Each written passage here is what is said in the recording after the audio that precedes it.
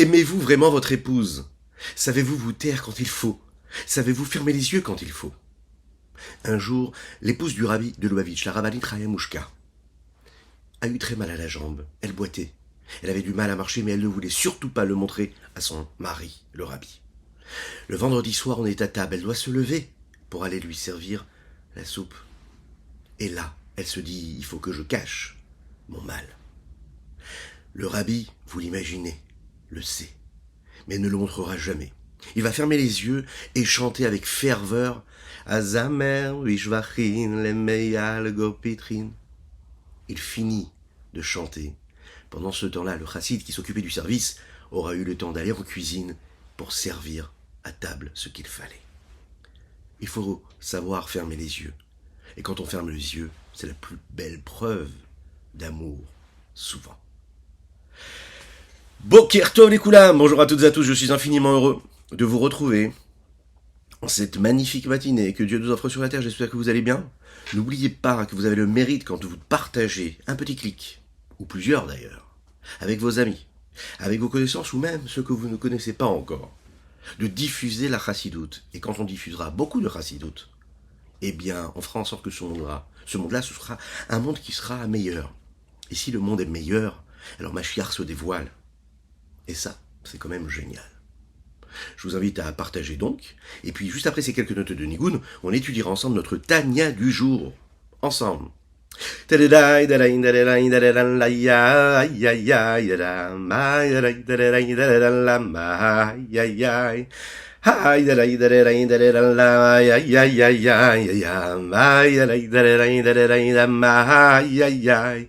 Hi da da da da da da da da ma ya da da da ya ma ya da da da da ma ya da ya ya ai da da da da da ma ya da da ya ma ya da da ma ya da ya ya ai da da ma ya ya da ya ai da ma ya ya ya Hi da da da da da da la ma ya ya da da da ya hi da da da la ya ya ya ya ya ay da ya ya ya da da ma ya da da ya da da la ya ya da ma ya da ya ya ya da ma ya da ya da la ya da ma ya ya ya. Aujourd'hui nous étudions. Et nous allons faire les chaim pour cela. Les Inu Nishmat, notre cher Avraham, Nathan Avraham ben Yosef et Verina Fitoussi. Nous étudions pour la refoua chez les mains de Avraham Nissim ben Sultana. Qu'Hachem fasse que tous ces mots de Torah puissent être une source de bénédiction et qu'il leur apporte, les Hachem, toute la satisfaction et tout ce dont ils ont besoin pour leurs âmes. Les Hachem. Nous parlons du tzaddik. Eh bien, le tzaddik, il a quelque chose de particulier, nous l'avons développé hier. Il a ces trois principes-là qui sont très présents dans sa vie. Et nous, on doit s'inspirer de ce tzaddik-là. Il a donc l'amour d'Hachem, il a la crainte d'Hachem, et il a aussi la foi en Dieu. Alors, ces trois notions-là, ce sont des vertus, des valeurs qui concernent l'âme. Mais bien sûr, ce sont des valeurs spirituelles. Le lien qu'elles ont avec un corps matériel, celui dans lequel nous vivons, même si elle est très à l'étroit dans ce corps-là, c'est justement le cheminement qui permet à l'âme, au plus bas de ce qu'elle peut être, d'évoluer au plus haut qu'elle sera capable d'arriver.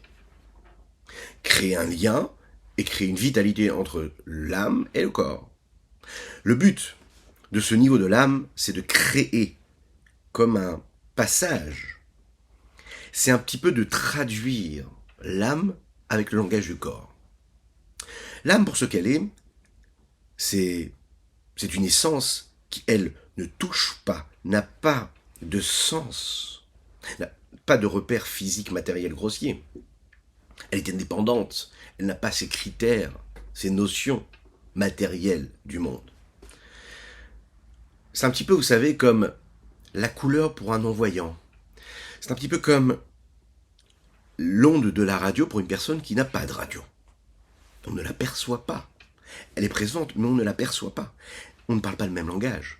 Afin qu'elle puisse devenir la bouche, qu'elle puisse représenter et partager et transmettre quelque chose, cette âme-là, elle a besoin d'utiliser les moyens de langage, de traduction que le corps peut avoir. Elle a besoin de ce que nous appelons de s'habiller en lui. Le corps de l'homme, même si nous parlons de ce qu'il y a de plus subtil et de raffiné chez l'homme, à savoir le cerveau, l'intellect, ça reste un réceptacle et un ustensile, un moyen d'existence qui reste, lui, matériel et physique. Le cerveau de l'homme, il peut être raffiné, il peut être exquis, il peut être profond, il peut être intellectuel, il peut être recherché. Il n'en reste pas moins un outil physique et matériel. Lorsque l'âme va passer à travers cet intellect-là, lorsque l'âme va passer à travers son système nerveux, à travers toutes les nuances, à travers la vitalité qu'il peut y avoir dans les mouvements du corps, dans les faisceaux, dans les artères, dans tout ce dont le corps est constitué. Eh bien, en fait, elle va, cette âme-là, entrer et passer à travers toutes les limites de ce corps-là. Elle va adapter sa puissance, sa vitalité en fonction de chaque membre du corps. Ce langage qu'elle va adopter, c'est elle qui permet en fait le passage et le transfert entre l'âme et le corps. Qu'il y a un lien. Maintenant, ce passage-là va lui aussi être limité en fonction de ce que l'âme peut vivre comme expérience en fonction des limites du corps. Et par définition, elle va créer des limites. Par exemple, quand l'âme n'est pas en mesure de s'annuler plus qu'elle le devrait ou qu'elle le pourrait face à la crainte de la grandeur de Dieu, ou bien de se désintégrer face à l'amour infini qu'elle pourrait ressentir. Pourquoi ? Parce que c'est les limites de ce réceptacle-là qui lui imposent un rythme. Elle peut avoir envie de beaucoup de choses, mais les limites de ce corps-là, de ces capacités-là, lui imposent un rythme. L'Echaim, l'Echaim.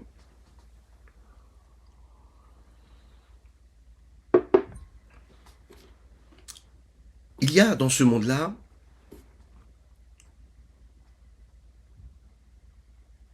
et dans chacun des mondes des éléments qui correspondent à ce monde et pas à un autre monde. Chaque monde a son niveau. Lorsqu'un tzaddik vit ici-bas sur terre, eh bien ces trois vertus-là, ces trois valeurs-là, l'amour, la crainte et la émouna, la foi en Dieu, c'est ce qui permet à l'homme d'avoir un réceptacle et un revêtement, quelque chose qui lui permet de s'exprimer. Dans les mots, le Rabbi Shonzalan le dit, lorsque le tzaddik vivait ici-bas sur terre, ces trois valeurs-là, eh bien, ils étaient pour lui comme ce réceptacle et le vêtement de ces valeurs. C'est-à-dire à un niveau d'espace physique matériel, qui est le niveau de son âme, qui est relié à son corps.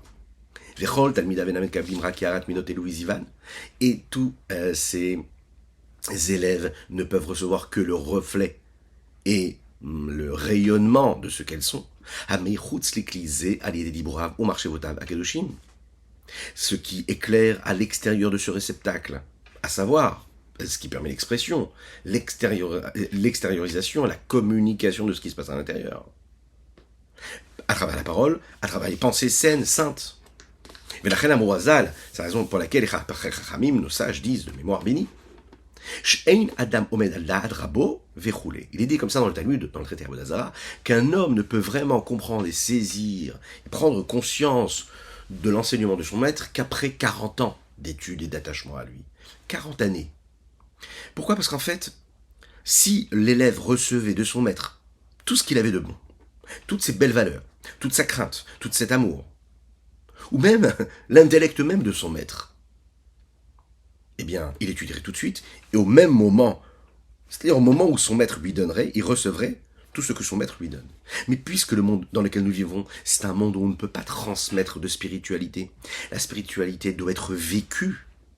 On ne peut pas transmettre la crainte en un clin d'œil. D'accord? On ne peut pas transmettre l'amour comme ça. L'amour, c'est quelque chose qui va se partager, qui va se vivre, qui va se travailler, qui va être prouvé. La crainte, c'est un sentiment avec lequel on va dormir, on se lève avec lequel on va marcher dans la rue, avec lequel on va regarder ou pas regarder, parler ou pas parler, penser ou pas penser. La crainte, c'est quelque chose qui doit se vivre à chaque instant. On ne peut pas se le transmettre comme ça avec une idée spirituelle. Donc ça prend du temps. Maintenant, si on a un très très très bon professeur et on a un très bon élève, alors là, ça va prendre aussi du temps. Mais là, le message sera extraordinairement bon et il sera vraiment bien passé parce qu'il y a eu quelque chose de bon à la base, quelque chose de bon à l'arrivée. Mais ça prendra du temps. Avalachar Pirato. Et ça, c'est extraordinaire ce qu'il nous dit ici le Rabbi Shonzalman. Lorsque le tzaddik quitte ici bas sur terre ce monde physique, les fiches mitpardim b'chinat hanefesh nishara bakever. Lorsqu'il y a en fait ce détachement du corps et de l'âme, c'est ce corps-là qui va rester dans ce cercueil-là, mais qui va être accompagné par une partie de cette âme-là qui reste avec ce corps-là. Bibrinat à Rouar chez Gan Eden, au niveau du Rouar qui se trouve dans le Gan Eden. Qu'est-ce que cela veut dire? Il faut savoir qu'un homme, quand il quitte ce monde-là, l'âme se détache du corps. On sait que l'âme, elle est constituée de différents niveaux. Ce que nous appelons le Nefesh, le Rouar, Neshama, Chaya Yechida. Dans ce monde-là, comme il est expliqué, la Nefesh, elle est concentrée dans le corps de l'homme. Elle ne va pas ailleurs. Elle est dans son corps. Pourquoi? Mais parce qu'elle n'existe que par et dans et en le corps de l'homme. Et c'est comme ça qu'elle peut exister, c'est comme ça qu'elle peut s'exprimer dans ce monde-là. Sinon, elle n'a pas lieu d'être. C'est comme ça qu'elle peut ressentir, c'est comme ça qu'elle peut penser, c'est comme ça qu'elle peut agir à tous les niveaux de ce qu'elle est. Lorsqu'elle quitte ce monde-là, il n'y a uniquement que cette partie inférieure de l'âme qui correspond à Olamazé, c'est-à-dire à ce monde-là, c'est-à-dire dans les différents niveaux, Nefesh, Ruach, Neshama, Chaya, Yechida, le Nefesh c'est le plus bas, qui est rattaché à ce monde-là, qui va rester relié avec le corps quand elle se trouve dans ce cercueil-là. Toutes les autres parties de l'âme, eux, se détachent et montent. Alors quand on dit monte, vous savez, on en a déjà parlé. Ça ne veut pas dire que ça monte autre part, que dans un étage plus élevé ou dans un monde plus élevé, dans le sens élevé au niveau de la hauteur telle qu'on peut la connaître. Non, c'est au niveau de la spiritualité, de la sainteté, de la présence, de dévoilement que là, elle évolue. Maintenant, ce monde-là, c'est pas un monde qui est ailleurs. C'est ici-bas que tout cela se passe. C'est une aura qui nous accompagne partout. Comme nous le disons, que le Gan Eden, c'est pas autre part, le Gan Eden, c'est en nous. C'est avec nous, c'est ce qui nous entoure. Dans ce que nous sommes, nous vivrons à travers tous ces différents mondes, ces différentes notions de spiritualité. Le niveau de Rouar, par exemple, qui est le niveau de dévoilement des différentes vertus de l'âme, ou bien le niveau de la Neshama, elle qui se trouve dans le Moach, le cerveau, ou bien plus les cerveaux, puisque nous appelons ça les Mouchim. Le niveau de Chaya et de Yechida, elles qui sont au niveau du Keter, on ne va pas rentrer trop dans les détails, mais ça veut dire que chaque petite facette de cette âme-là ont une place, et ont une résonance dans un monde qui leur est propre. Shen Shalosh Midot Elu, Alelu, à savoir que ces trois vertus-là, ces trois valeurs, la Emuna, qui est la profondeur des Midot, c'est-à-dire la foi véritable, ou bien la crainte et l'amour qui sont l'essentiel même des Midot, elles vont monter jusqu'au Gan Eden, c'est-à-dire cet endroit où les Midot, les vertus, peuvent se dévoiler, se révéler. Elles vont se révéler à un niveau qui est beaucoup plus important que pendant la vie du tzaddik ici-bas sur terre. Parce que la foi, la crainte et l'amour de Dieu qu'il a eu pendant ce monde-là, c'était dans ce monde-là. Et que quand il était dans ce monde-là, lui ne vivait pas au rythme de ce monde-là. C'est la raison pour laquelle quand il va quitter et qu'il se détache de ce monde-là, il n'y a rien qui va limiter tout ce qu'il a pu faire ici-bas sur terre dans ce monde-là, parce que la notion de ce monde-là n'avait pas de résonance pour lui. Donc les limites de ce monde-là n'ont pas limité ce qu'il a pu être ici-bas, et quand il quitte ce monde-là, ces limites-là ne seront plus des limites. Parce qu'elles n'ont jamais touché ce qu'il était lui, parce qu'il était tzaddik. Et Fichar, c'est la raison pour laquelle Yacholka la Karavela, c'est la raison celui qui était proche de lui pendant sa vie, maintenant, il ne se détache pas de lui encore. Du tout. Autant qu'il ne pouvait pas se détacher quand il était vivant ici-bas sur Terre physiquement. Ce qui est extraordinaire, c'est que s'il veut recevoir une de ces parties-là du niveau, du rouach, de l'âme, de ce tzaddik qui est dans le Gan Eden, il pourra se servir, parce qu'elle n'a pas été bloquée dans un réceptacle, puisque c'est un tzaddik, et qu'elle n'est pas bloquée dans un endroit et dans une place précise, physique, matérielle.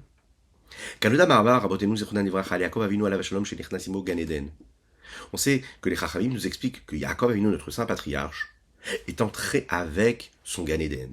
Quoi? À quel moment? On sait que quand Yaakov est arrivé chez son père Yitzhak pour recevoir les brachot, les bénédictions, le texte nous dit qu'il a senti ses vêtements. Vayarach et reach begadav. Il a ressenti l'odeur de ses vêtements à Yaakov, Yitzhak. Et qu'est-ce que nous disent les textes? Qu'est-ce qu'il a vu? Le Midrash nous dit qu'il est entré avec l'odeur du Gan Eden. L'inverse, quand Esav est entré, il est entré avec l'odeur de l'inverse du Gan Eden, du Gehinom. On voit ici que la perception que nous pouvons avoir du Gan Eden ou l'inverse du Gan Eden, c'est pas une question d'espace, géographique ou non, dans lesquels les âmes entrent et sortent, mais c'est une forme de situation dans laquelle l'âme peut se retrouver, qui accompagne l'homme en fonction de ses actes, qui laisse transparaître ce que ses actions peuvent être, ses pensées peuvent être, telles qu'elles apparaissent dans les différents mondes et à travers les conséquences et tout ce qu'elles engendrent, toutes ces pensées, toutes ces paroles, toutes ces actions de l'homme. Elles génèrent, elles ont un aspect, elles se révèlent, elles existent dans les différents mondes, dans les différentes dimensions, d'une façon et d'une autre, en fonction du monde dans lequel elles sont. Et en fonction de ce que cet homme-là, eh bien ça peut être dans le Gan Eden ou dans un autre espace. Cet esprit, cette ambiance, si on peut dire ce terme-là, qu'il pourrait y avoir dans ce Gan Eden-là, eh bien, c'est ce qui a accompagné Yaakov Avinu. Et comme Yaakov Avinu était un tzaddik, quand il est arrivé chez son père Yitzhak a ressenti cette odeur-là du Gan Eden. Vechen Katab Sefer Asara Mahamarot, chez Avir Gan Eden, est écrit dans ce livre-là, Asara Mahamarot, que l'air du Gan Eden, d'accord, mitpachet seviv koladan, même dans ce monde-là, il influence, il se répand autour de l'homme, chacun. V'nirchamim ba'avir zekol marshavotav v'diburav atobim ba'atorah ba'avodat Hashem. C'est extraordinaire. Et s'inscrivent et laissent une trace indélébile, infinie. Toutes ces pensées, toutes ces paroles bonnes, qu'il a eues dans la Torah, dans le service de Dieu. V'chen lefer. Entre parenthèses, on voit ici l'amour du Rabbi Shlomo Zalman. Entre parenthèses, il nous dit les faire, l'inverse, ras v'shalom, que Dieu nous en préserve. Nirchamim ba'avir mitpachet megidam seviv koladam. Et il va se laisser une trace aussi de tout ce qui fait de négatif autour de l'homme, qui viendrait du Gehinom. Il carte laquelle Meod et Talmidav et Kabel Chelkam. C'est la raison pour laquelle les élèves de ce tzaddik-là, il est beaucoup plus facile pour eux de prendre une petite part, et pas seulement juste un reflet, mais prenad ruach rabba ma'atzmi'im, de ce niveau-là de ruach atzmi'it essentiel. Comment? Parce que ça, c'est ce qui va être laissé, ce qui va laisser transparaître ce tzaddik, à travers Shehu Emunato, Veirato, Ve'arato, Asharavat Be'emet Hashem. Par la foi, par la crainte et l'amour, avec lesquels lui, il s'est investi, il a travaillé, il a servi Dieu. Velo Zivam Bilvad Meichut Lakeli. Et pas seulement le reflet, le rayonnement qui serait à l'extérieur de ce réceptacle qui est son corps, tel qu'il était vivant dans ce corps, dans ce monde-là. Parce que maintenant, quand il a quitté ce monde-là, eh bien, l'esprit de ce tzaddik-là, le ruach de ce tzaddik-là, ne se cache pas encore dans le corps, mais se dévoile complètement. Et ça, c'est un dévoilement qui est extraordinairement grand. Les filles chez Brinat Ruach Atzmit mit ala Beilou Yacharilou, parce que ce niveau de ruach de ce tzaddik-là va évoluer. Et il va monter graduellement de niveau en niveau. Ilouy acha ilouy. Parce qu'un tzaddik quitte, lorsqu'une personne quitte ici ce monde-là, et que ses enfants, que ses élèves accomplissent la Torah et les mitzvot, chaque mitzvah qu'ils font, ils permettent à la neshama, à l'âme de celui qui a quitté ce monde-là, de monter de niveau en niveau. C'est la raison pour laquelle on dit Leilu Nishmat, pour l'élévation de l'âme. Chaque fois qu'on va faire quelque chose et qu'on va dire que nous le faisons pour cela, ou même sans le dire d'ailleurs, à chaque fois qu'un enfant fait quelque chose et qu'il le fait parce qu'il a été éduqué par ses parents, ou parfois même pas, même sans avoir été éduqué par ses parents pour cela, mais à l'enfant qui fait, eh bien il agit et il permet à son âme, qui elle est reliée à l'âme de son père, de sa mère, de monter de niveau en niveau. Ça ne s'arrête jamais, c'est infini. les filles, chez Brinat Rocho Atzmit Vitala Belo Echaïlou, Likale Brinat Nishmato, afin d'inclure le niveau de son âme, chez Begane Den Haïlon Shibaolam Atagvanim. Et là, quand on parle du tzaddik, c'est ce qui permet de relier et de permettre le dévoilement de ce niveau de l'âme qui se trouve dans le Gan Eden supérieur, qui se trouve dans les mondes supérieurs. De quel monde nous parlons ici? Du monde de Bria. Le Gan Eden Haïlion, le Gan Eden supérieur, suprême, et le monde de Bria, ce sont des niveaux qui ne touchent pas le monde dans lequel nous vivons. Comme par exemple pourrait l'être le monde de Yetzira, qui est en dessous de celui de Bria, ou comme pourrait l'être le Gan Eden Tarton, comme son nom l'indique, qui est le Gan Eden inférieur, qui lui a plus de rapport avec le monde dans lequel nous vivons. La différence qu'il y a entre le Gan Eden supérieur et le Gan Eden inférieur, c'est un petit peu comme la différence qu'on pourrait y avoir, le Ravadin Even Israël explique comme ça, entre le dévoilement du niveau de l'âme qu'il y a dans le Nefesh, de manière globale, elle se révèle cela, ce niveau-là, dans la partie mourine, intellectuelle de l'homme, et si on compare ça au dévoilement qui pourrait être géré et régi par le niveau de Rouach de l'âme, qui lui se révèle à travers le dévoilement là des midot des vertus et non pas de l'intellect. Venoda, il est connu.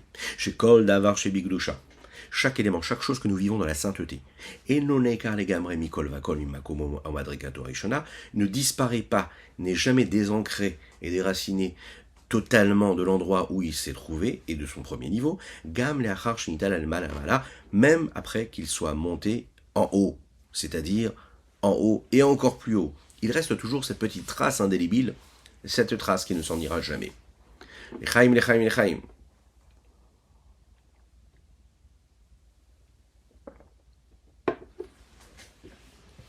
Ubrinazo Arishona. Et ce premier niveau-là, c'est-à-dire qui vient de cette dimension du Ruach du Tzaddik. Shinish-Ara le Mata Gan Eden Atarton, qui est resté ici-bas dans le Gan Eden inférieur, Bimekomo ou Madrigato Arishona, à ce niveau premier. D'accord. Yamit Peshetet Betalmidav, c'est elle qui va se révéler à ses élèves.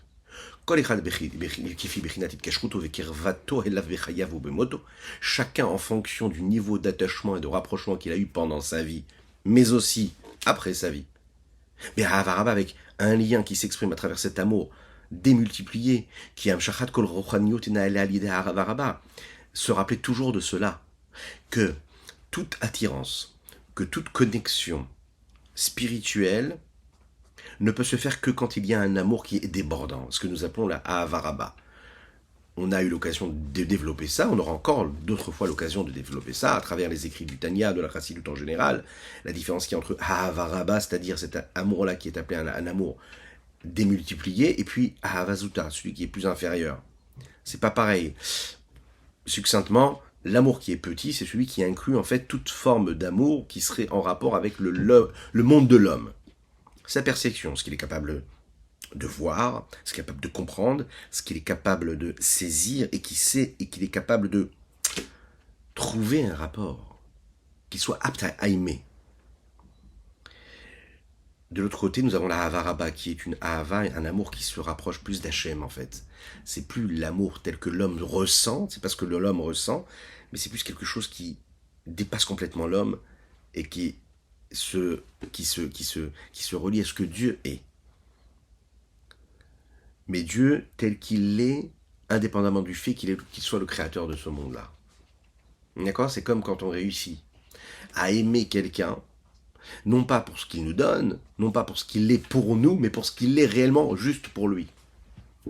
Ça, c'est très compliqué, c'est l'histoire d'une vie. Le véritable amour, dépasser le fait que j'aime parce que l'autre me donne, ou pour ce qu'il est pour moi, ce que je ressens à travers cet effet miroir qu'il me renvoie, et l'aimer juste pour ce qu'il est. Maintenant, avec Kadosh Baruch Hu, c'est la dimension ici de ce que nous appelons la Havaraba.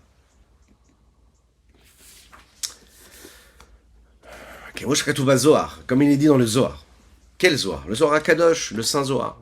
Des Ruach, des Uta, des Liba, Amshir Ruach Milela. Le Ruach, ce niveau-là de l'âme, d'accord? De la volonté du cœur, elle amène et elle attire vers le bas un Ruach qui lui vient d'en haut. La volonté du cœur, c'est l'amour grandissant que nous avons pour Dieu. C'est un amour qui dépasse les capacités et les potentiels que j'ai dans mon âme. On est doté d'une richesse infinie de potentiel de capacité en nous. pour ceux qui regardent maintenant le live, et qui est encore tôt ce matin, et qui vont avoir leurs enfants qui vont se lever, ou leur épouse, leur mari, mais d'accord, les regarder, leur donner, leur faire prendre conscience du potentiel des énergies infinies que Dieu leur donne en eux. Leur dire cela, avec des mots, avec des gestes, avec un regard, avec une sérénité, avec une joie véritable, c'est leur donner les plus belles ailes qu'ils pourront avoir pour voler le plus haut possible.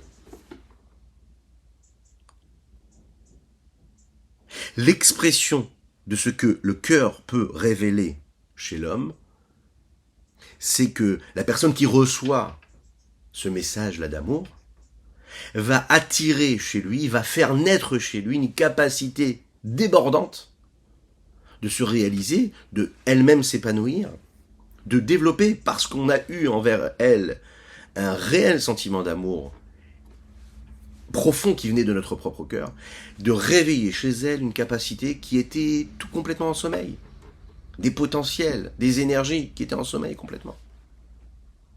Parce que Ruach Abshe Ruach, un esprit attire un esprit.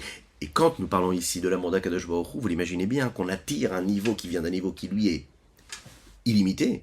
Donc en fait, on amène quelque chose de très très grand, de très très fort, de très puissant. Maintenant, ce qui est sûr, c'est qu'il faut se préparer à ça. Seulement si l'homme réussit à se préparer comme il faut. Comment ? Avec une véritable préparation, avec un investissement, avec un effort, avec une recherche. Yegia Hatsuma. Les Kabel Shalosh Midot Alel ou Keder Sheura ou Rabo, s'il réussit à travailler pour faire en sorte de recevoir et d'accepter, d'intégrer ces trois vertus-là qui sont l'amour, la crainte et la foi de Dieu, comme ses maîtres lui ont enseigné, il y a une promesse, celui qui cherche trouvera. Et là tu peux croire la personne qui te dira qu'elle a cherché, si elle a trouvé, et si elle a trouvé, qu'elle a vraiment cherché. Parce que vraiment quand on cherche, eh bien on trouve. Et que pour trouver quelque chose de très spécial, qu'on n'attendait pas du tout, il faut yegata, il faut se fatiguer. Il faut travailler. Que Dieu vous bénisse et qu'il vous protège. À très bientôt.